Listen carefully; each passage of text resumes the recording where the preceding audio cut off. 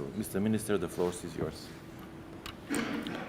Thank you very much, Mr. Chairperson, distinguished ambassadors, ladies and gentlemen.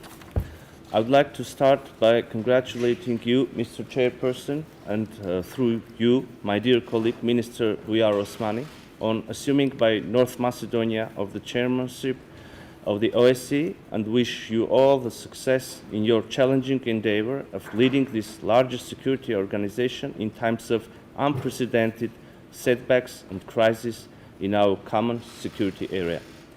We welcome the human-centric concept of security, which will be the guiding approach of the North Macedonian chairmanship under the motto, "It's about people." One cannot say better, since the organization has been established first and foremost to serve the interests of people and ensure their rights and security. I assure you of Armenia's support in all your efforts, contributing of creating conditions for the people in the OSCE area to live in a more secure and safe environment. I would also like to thank you, Mr. Chairperson, for convening this special PC meeting and giving me the opportunity to speak about the situation in our region, and particularly the blockade of the Lachin corridor. Mr. Chairperson, I wish I could have come here to the PC to talk about the achievements of Armenia in strengthening its democracy, human rights, and the rule of law, and the process of successfully implementing large-scale reforms from judiciary to police, from fighting corruption to improving the social cohesion and justice. And believe me, I would have many things to say. Unfortunately, the security crisis and challenges following the war of aggression by Azerbaijan against Nagorno-Karabakh in 2020 and the subsequent aggression and occupation by Azerbaijan of the sovereign territory of Armenia threatens the Armenian democracy, undermining the efforts of the Armenian government towards bringing peace, stability, and security to the South Caucasus region. Since this is the first time that the Foreign Minister of Armenia addresses the Permanent Council following the 44-day war of aggression and occupation of Armenia's territory, I would like to briefly reflect on the impact that this large-scale, unprecedented use of force for the settlement of conflict have had in terms of perception of the OSCE, its principles and commitments, and its concept of comprehensive and indivisible security. The 44 days war of aggression was accompanied with war crimes and widespread violations of international humanitarian law, targeting of civilian population and infrastructure, destruction of cultural heritage, which were not properly investigated, and no one has been held accountable.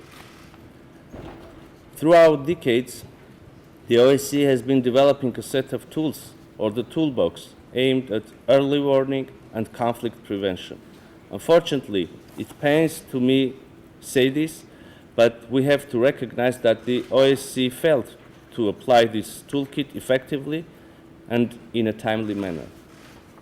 Furthermore, the absence of proper and robust reaction resulted in the impunity for the use of force as means of conflict settlement in violation of the OSCE principles, commitments enshrined in its basic documents, leading to the legitimation of violence in the interstate and intrastate relations.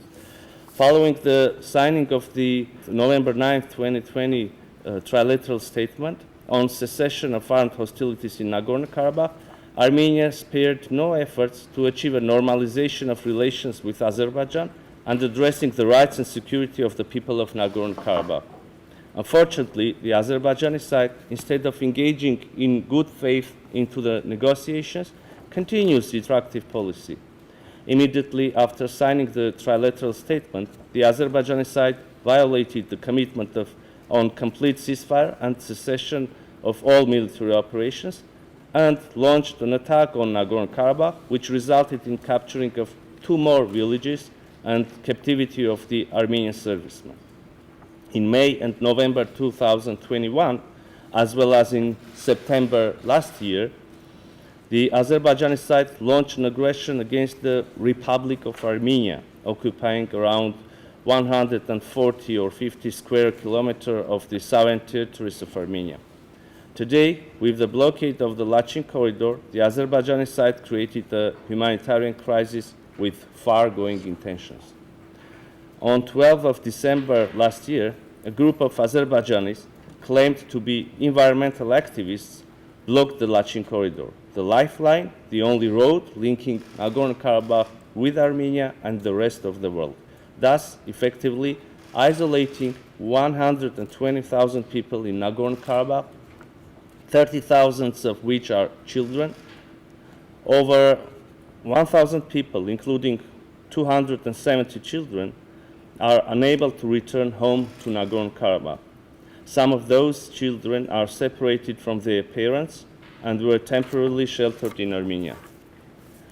From the very beginning, it was obvious that this blockade was a pre-planned action directed and financed by the Azerbaijani authorities, using the cover of so-called eco-activists for plausible deniability.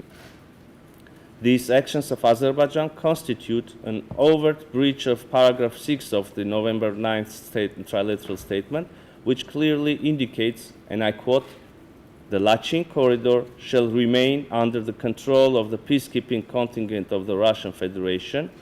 The Republic of Azerbaijan shall guarantee safe movement of citizens, vehicles, and cargo in both directions along the Lachin corridor." End of quotation. For more than a month ago, the people of Nagorno-Karabakh remain under the factual siege. Food, medical, and energy supplies to Nagorno-Karabakh are almost completely halted. About 400 tons of essential goods, including grain, flour, rice, vegetables, fruits, medicines, baby formula, were imported to Nagorno-Karabakh from Armenia daily. After around 5 weeks of blockade, there is a severe shortage of all essential goods. Moreover, deliberate 3-day interruption of the gas supply in freezing winter conditions, followed by ongoing disruptions of electricity grid and telecommunication lines in the entire territory of Nagorno-Karabakh, are another evidence of pre-planned actions of the Azerbaijani authorities. These severely impact the daily life of the people and lead to a number of adverse humanitarian consequences, such as lack of electricity, disruption of the educational process at the schools, disruption of the work of state agencies, and of the heating of vitally important institutions such as hospitals, disruption of businesses. People are deprived of heating and hot water. The authorities introduced the rationing of fuel and now of food and essential goods. The humanitarian crisis is worsening by each passing day and requires immediate and targeted intervention of the international community. We cannot stand by and watch how people are slowly starving to death because of political games and perhaps geopolitical considerations. The time to act is now. At the request of Armenia, this issue has been discussed at the UN Security Council. We have briefed the members of the Security Council and also the Secretary General about the dire situation and urged our partners to step in and stop the unfolding humanitarian catastrophe. Of course, I could not but welcome the unambiguous statements and positions of our partner countries calling Azerbaijan to immediately and without preconditions lift the blockade and ensure the free and unimpeded movement through the Lachin corridor. I believe that we should increase the pressure on Azerbaijan for it to comply with its own commitments. Azerbaijan should face consequences for these actions. The blockade of Nagorno-Karabakh is not an isolated episode, but must be seen as part of a widespread and systematic policy of Azerbaijan aimed at the ethnic cleansing of the people of Nagorno-Karabakh. Through creating unbearable living conditions, Azerbaijan aims to coerce the people of Nagorno-Karabakh to leave their native land, leave their homes. The recent statement of the President of Azerbaijan suggesting the deportation of those Armenians who do not want to become citizens of Azerbaijan comes to prove their intention of ethnic cleansing. It is imperative to send an international fact-finding mission to Nagorno-Karabakh and the Lachin corridor to assess the humanitarian situation on the ground, as well as to ensure unhindered humanitarian access to Nagorno-Karabakh for relevant UN bodies. Excellencies, having the political will to normalize relations with Azerbaijan, the Armenian government engaged in good faith in talks with Azerbaijan in 3 separate tracks, namely the opening of all transport communications in the region, delimitation and border security, and the agreement on normalization of relations or peace agreement between Armenia and Azerbaijan. In the first track, the resumption of economic and transport links in the region, we have established a trilateral working group headed from our side by the Deputy Prime Minister. There have been several meetings in this format, and issues of possible roads and railway connections, as well as other details related to the unblocking regional communications were discussed. Unfortunately, Azerbaijan's approach in this process was non-constructive from the very beginning. Despite its clear commitment taken under November 9 and 2020 and 11th of January of 2021 trilateral statements, Azerbaijan put forward the unsubstantiated demand for the extraterritorial corridor through the sovereign territory of Armenia. I want to clearly state that Armenia never took any commitment or agreed in any manner to any extraterritorial corridor through its territory.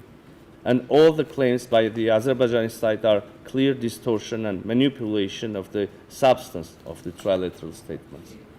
Recently, the president of Azerbaijan acknowledged that it was himself who introduced the term of so-called Zangezur corridor in the international agenda and threatened to establish it sooner or later, regardless whether Armenia wants it or not. And he said that he introduced this term after the signing of November 9 trilateral statement.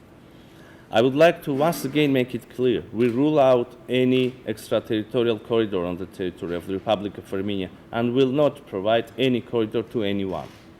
This is a principled and irrevocable position, fully in line with the relevant provision of the November 9th statement. Moreover, the decision on providing a link between the western regions of Azerbaijan and Nakhichevan can be adopted swiftly as soon as Azerbaijan admits that all communications should operate under the jurisdiction and legislation of the Republic of Armenia. In this context, I would like to inform you that recently another attempt to find the final agreement on the opening of railway communications didn't succeed, as the Azerbaijani side put forward new conditions that were in contradiction with primary understanding of the sides on the modalities. In fact, this was the second time that Azerbaijan's actions derailed the progress on this issue. The first time, the preliminary agreement to solve the issues of railway connection was reached back in December 2021. This fact has even found its place in the statement of the President of the European Council, Charles Michel, from 14th of December 2021. The second track of the normalization talks is the work of commissions of delimitation and border security. The commissions were created after the armed incursion of the Azerbaijani armed forces into the sovereign territory of Republic of Armenia on 12th of May of 2021 and the subsequent occupation of Armenia's lands. The commissions held meetings to discuss the parameters of delimitation of the international border between Armenia and Azerbaijan. We firmly believe that without clearly agreed parameters of delimitation of the border, it will be impossible to achieve a sustainable peace. In this regard, the agreements reached in Prague and Sochi in particular, the reference to the Almaty Protocol and subsequent documents, is of utmost importance. Though in subsequent interpretations, the President of Azerbaijan, while claiming that Armenia thus recognized Azerbaijan's territorial integrity, failed to affirm the respect for the territorial integrity of Armenia. The work of the commissions was hampered by Azerbaijan. First, despite the agreements that the Commission should have a double mandate and work on delimitation and stable security situation along and in the vicinity of the borderline reached in Sochi on 26th of November 2021, and during the second trilateral meeting of the leaders of Armenia and Azerbaijan hosted by the President of the European Council, it refused to include the term border security in the title of the Commission, which was rather indicative of its true intentions. Then, on 13th of September 2022, the armed forces of Azerbaijan launched an unprovoked and unjustified large-scale military attack in the southern and southeastern directions of the Republic of Armenia, resulted in invasion into and occupation of other swaths of the sovereign territory of Armenia. More than 200 servicemen were killed. The towns and villages in border provinces were indiscriminately shelled. During this aggression, Azerbaijani armed forces committed war crimes, extrajudicial killings, subjected Armenian military personnel, including women, to the most shocking and horrific humiliation and torture. These facts were documented by the Azerbaijani servicemen themselves and were uploaded to various social media outlets, clearly aiming to intimidate the Armenian side. In fact, the 44 days war of aggression was also accompanied by the large-scale violations of international humanitarian law.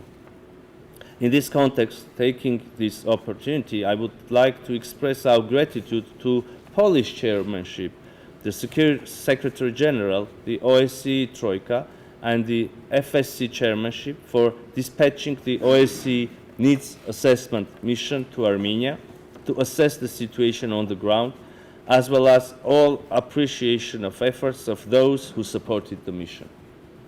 The report of the mission clearly revealed the scale and magnitude of destruction, and we took note of conclusions and recommendations contained therein, which we believe should serve as a reference point for the follow-up and further engagement of the OSCE executive structures with Armenia. I also would like to thank the European Union for dispatching the monitoring mission to Armenia. We stand ready for further cooperation in this regard.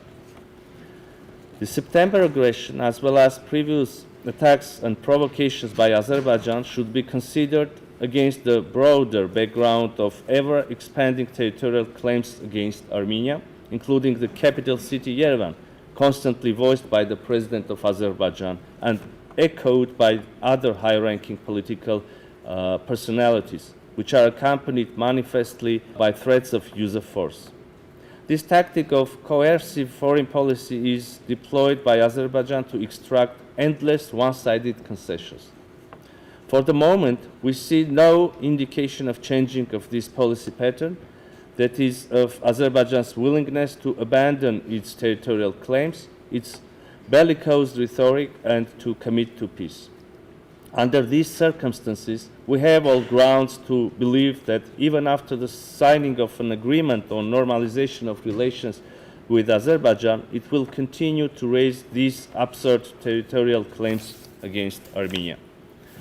The third track of talks is related to the text of the possible agreement on normalization of relations between Armenia and Azerbaijan, a peace treaty, which should comprehensively address all the issues and create a conducive security environment for continuation of discussions in various directions. The Armenian side suggested several fundamental proposals, in particular on clarification of parameters of delimitation of the international border, on distancing of forces from the state border and creation of a demilitarized zone, as well as creation of the Institute of Guarantors of the Peace Agreement. It is regrettable that all the proposals of the Armenian side were rejected by Azerbaijan. Along with this, we believe that the Nagorno-Karabakh conflict, the issue of guarantees of rights and securities of people living in Nagorno-Karabakh, also have to be somehow addressed. However, taking into account the Azerbaijani suggestion to discuss the issue separately from the peace agreement, the Armenian side suggested creating an international mechanism for dialogue between Stepanakert and Baku. We have to recognize the enormity of this task, considering that for more than 30 years there were effectively no relations between the two countries. But we firmly believe that the normalization of Armenia-Azerbaijan relations is crucial for the security and stability of the region and its perspectives. However, and this should be also recognized, this normalization could not be achieved without addressing the root causes of the conflict, the issue of fundamental human rights and the political will to work towards reconciliation. The blockade of the Lachin corridor, which goes exactly in opposite direction and makes the perspective of any progress in all these tracks even more distant, proves once again the absolute necessity of international engagement to address the issues of rights and security of the people of Nagorno-Karabakh. Excellencies, Nagorno-Karabakh conflict continues to remain a significant challenge to the regional and international peace and stability. The aggressive posturing, anti-Armenian rhetoric directed against Nagorno-Karabakh and Armenia, the blockade of the Lachin corridor comes to confirm this fact. More than 2 years after the signing of trilateral statement on November 9, 2020, Azerbaijan still refuses to repatriate all Armenian prisoners of war, captives, and other detained persons, in violation of obligations under Geneva Conventions, trilateral statement itself, and the constant calls of the international community. Currently, according to the data confirmed by Azerbaijan, 33 people are still kept hostage in Baku.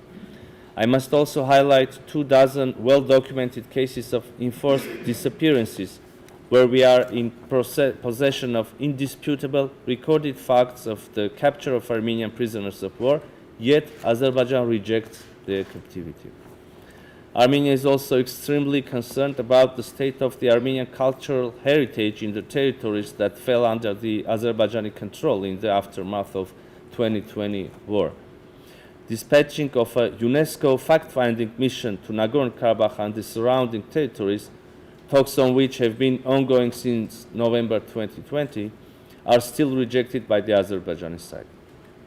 We understand that nowadays the OSCE is not having the best days, and the situation in the South Caucasus is not the only crisis that the organization is facing. At the same time, we believe that all conflicts in the area of OSCE responsibility should have the adequate attention of the organization and its structures.